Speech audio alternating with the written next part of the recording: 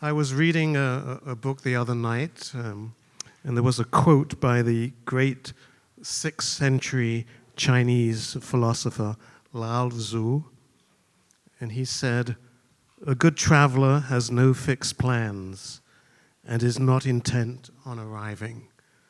And I thought these few words maybe sum up your life.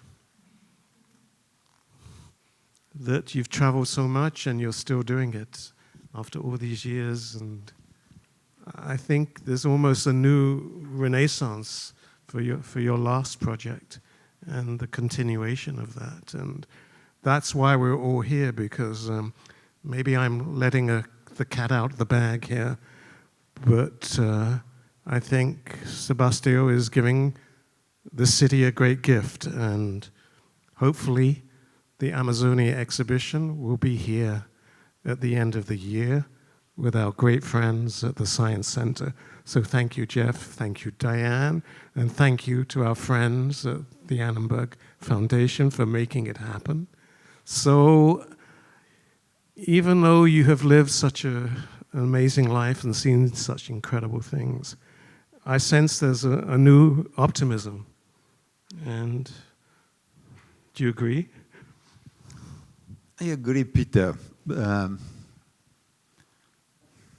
is an optimism.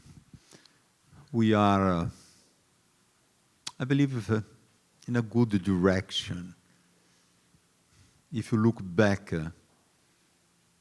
10 years ago, 20 years ago, 30 years ago, we had not this concern that we are having now to others, the survival of our species.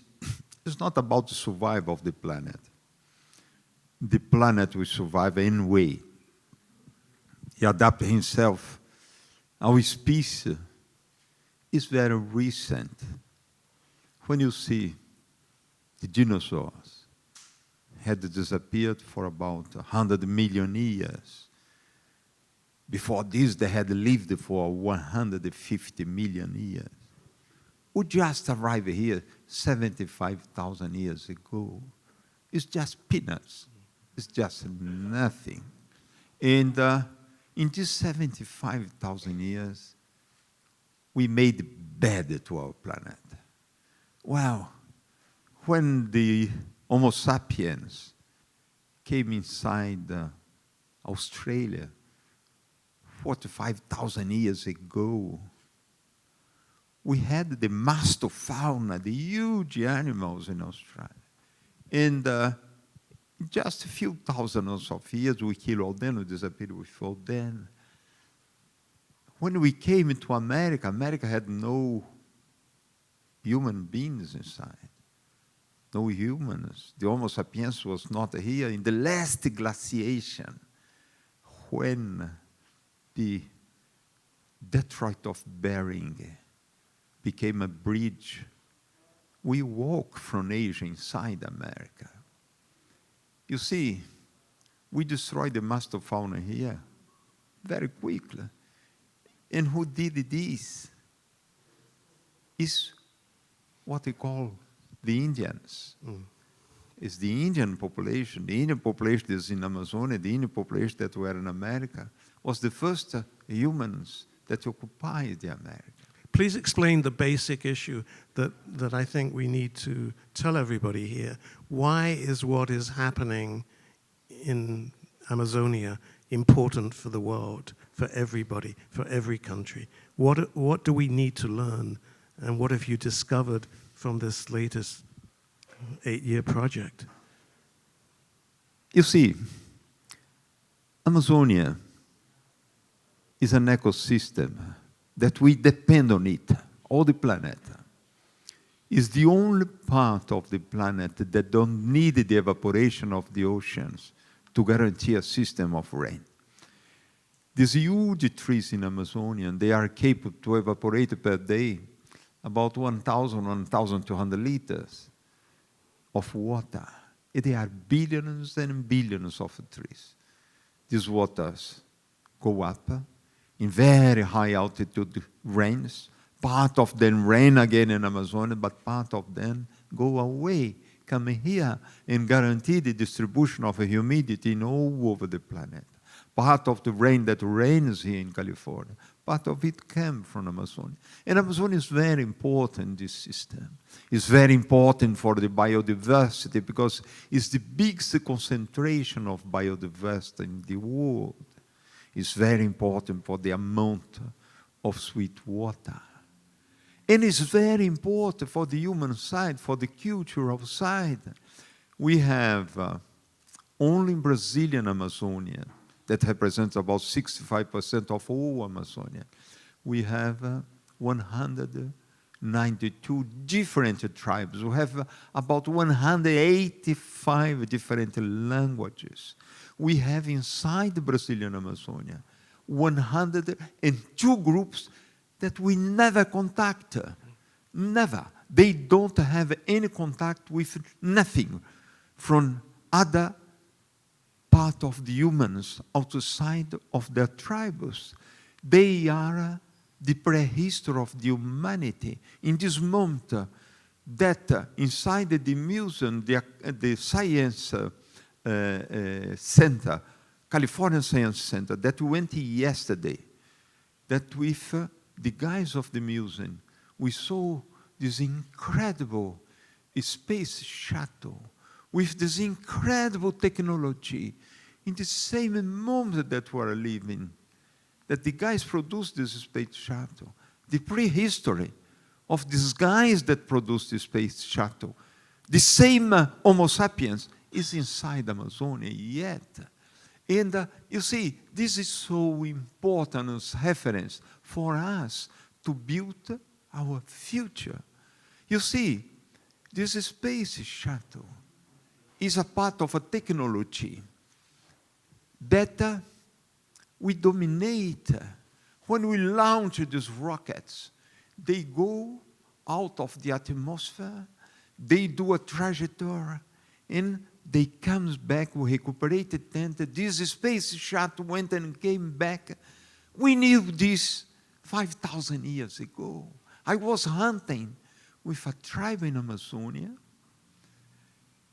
We had a big wind that came, they took 10, 20 trees. We had a hole there where the sun came. We were there because we have very few sunshine in Amazonia. We have a group of Indians, about 100 meters for us, hunting monkeys.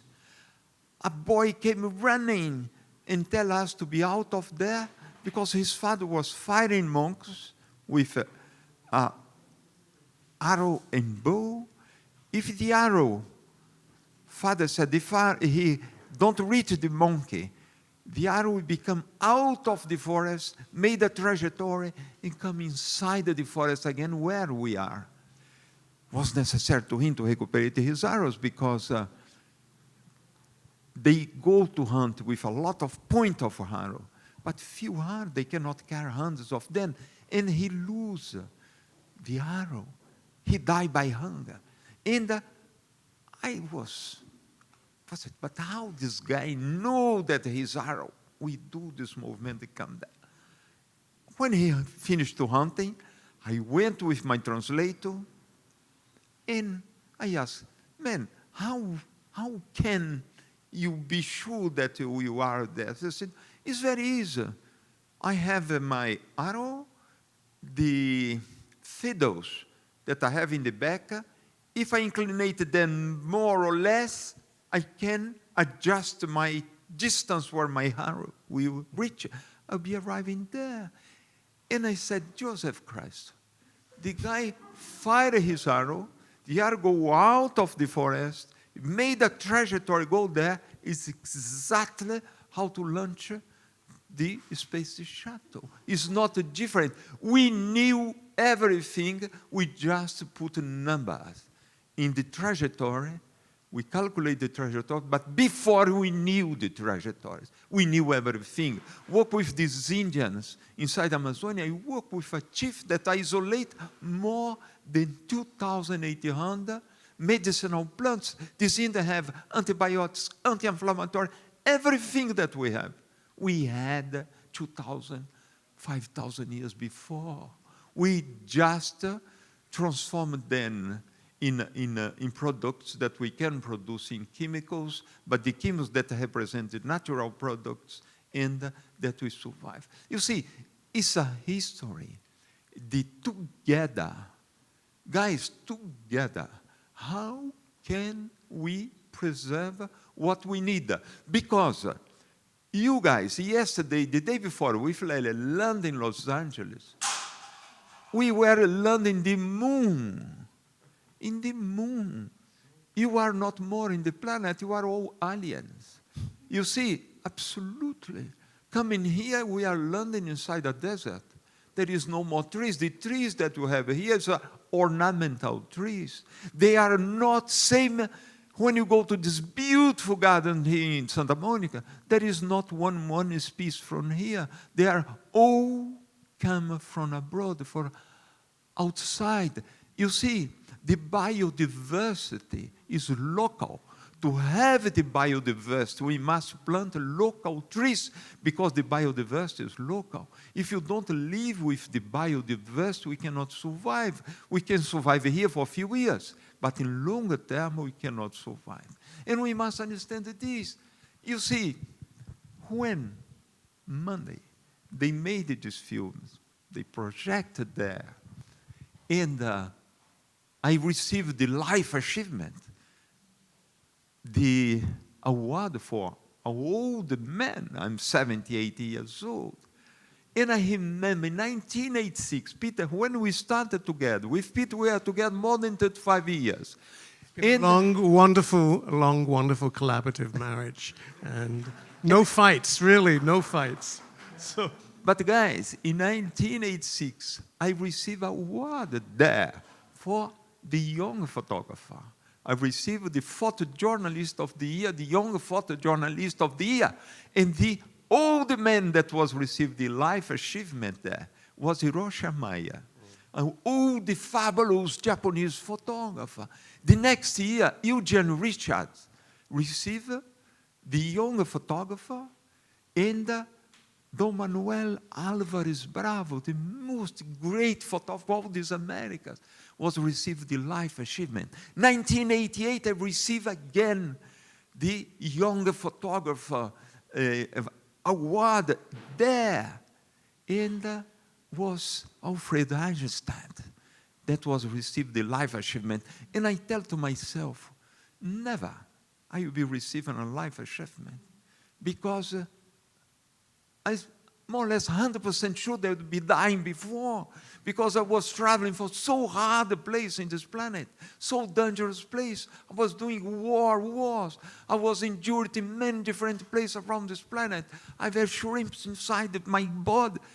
And I said, I cannot survive. Well, Monday was there to receive the Life Achievement. It was amazing. You see, that is photography. What I'm speaking with you about environment, I don't learn in any school. I learn, it's photography that teach me this, that bring me all over the planet. I went, as I said in this film, in more than 130 different accounts, but I went real inside. I know my planet. Our planet is an amazing planet. There is no American, there is no Vietnamese, there is no African. We are the same animal. We are the same animal. Boys, if you go to Africa, you made a sexual relation with an African girl, you can have a baby because you are mathematically, biologically the same species. We are the same. We mind in the same way. We behave in the same way. The first time that I went to work with an Amazonian tribe in 1983, I came down there. I said, how I will be working with these guys? How I will be behaving in front of them, these primitive guys that, wow, I cannot be, how, because till this moment I had photographed only the human beings, but the human beings that was supposed to speak to them. With these Indians, it was impossible to speak to them. I tell you, less than 2 hours that was there, I was inside my home, because what is essential for me in Paris was essential for them inside the jungle because we are the same species. They love in the same way. They have the same behavior, communitary behavior that we have, the same solidarity. What is essential? What is our mother teach us when we are baby? Our mother teach us only essential things. Their mother teach the same thing. I were home when I came down there.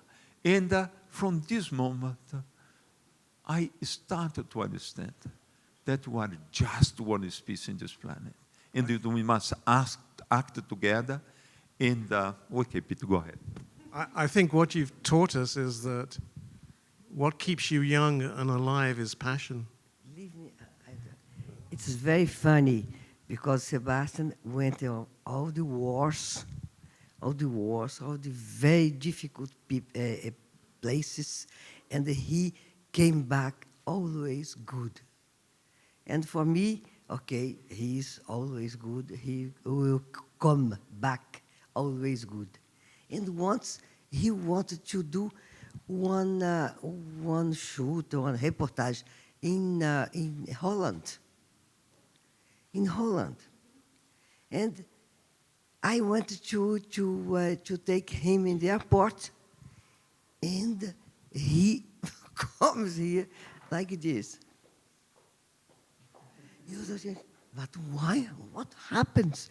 And he said, oh, a bicycle took me.